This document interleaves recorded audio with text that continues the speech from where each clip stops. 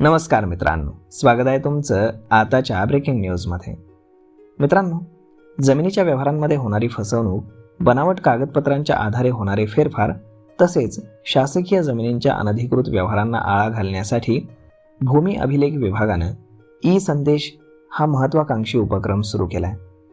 शेतजमीन आणि मालमत्तेशी संबंधित प्रत्येक महत्त्वाच्या व्यवहाराची माहिती नोंदणीकृत मोबाईल क्रमांकावरती SMS द्वारे दिली जाणार आहे. त्यामुळे जमिनीच्या नोंदींमध्ये होणाऱ्या कोणत्याही बदलाची माहिती तातडीनं मिळाल्यानं संशयास्पद व्यवहार वेळीच उघडकीस येण्यास मदत होणार आहे. याची अंमलबजावणी 1 ऑगस्टपासून राज्यभरामध्ये सुरू झाली आहे.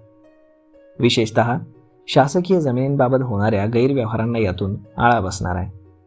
राज्यामध्ये गेल्या काही वर्षांमध्ये बनावट दस्तऐवज, खोटे अधिकारपत्र, बनावट वारस दाखले किंवा मालकाच्या नकळत फेरफार करून जमीन बळकावण्याच्या घटना वाढल्यात.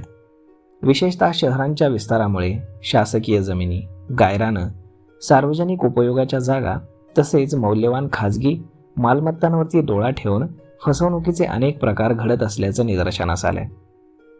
याच पार्श्वभूमीवरती भूमी अभिलेख विभागानं डिजिटल तंत्रज्ञानाचा वापर करून नागरिकांना थेट माहिती देण्याचा निर्णय घेतलाय. यासाठी विभागानं ई-फेरफार, ई-मोजणी आणि ई-प्रॉपर्टी कार्ड या 3 पोर्टलचं एकत्रीकरण करून राज्यातील सर्व जमिनी आणि मालमत्तांची माहिती एकत्रित करण्यात आलेली आहे. त्याला ई-संदेश प्रणाली असं नाव देण्यात आलेलं आहे. महाभूमी पोर्टलवरतीच ही सुविधा उपलब्ध करून देण्यात आली आहे. त्यासाठी नागरिकाला कोणत्याही जमीन आणि मालमत्तेच्या व्यवहाराची माहिती अगदी सहजपणे मिळणार आहे. या पोर्टलवरती आधार नोंदणी करून मोबाईल क्रमांक तुम्हाला टाकावा लागेल. त्यानंतर OTPद्वारे नोंदणी झाल्यानंतर जिल्हा, तालुका, गावाची किंवा शहराची माहिती आणि सर्व्हे क्रमांक किंवा मालमत्ता क्रमांक टाकल्यास 7/12 उतारा आणि मालमत्ता पत्रक तुम्हाला दिसेल.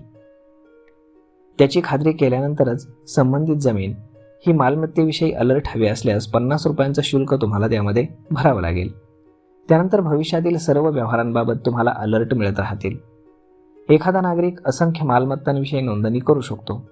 प्रत्येक नोंदणीसाठी 50 रुपये द्यावे लागणार आहेत.